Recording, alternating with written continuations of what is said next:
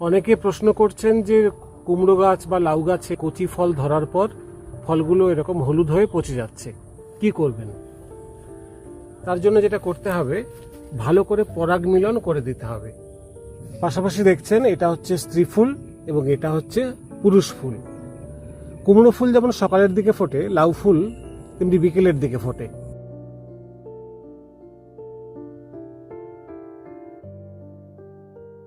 পুরুষ ফুলের রেণুটা অনেক ভেতরে থাকে, সেই জন্য পাপড়ি ছাড়িয়ে এইভাবে রেণুটাকে বাইরে বের করে নিতে হবে।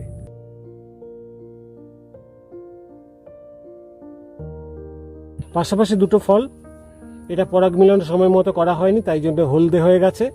এটা পরাগ মিলন করা হয়েছে বলে ফল গঠন হয়ে গেছে। আর এদিকে দেখুন, সঠিক সময়ে পরাগ মিলন করা হয়েছে বলে 3টে বড় বড় ফল সেট হয়ে গেছে।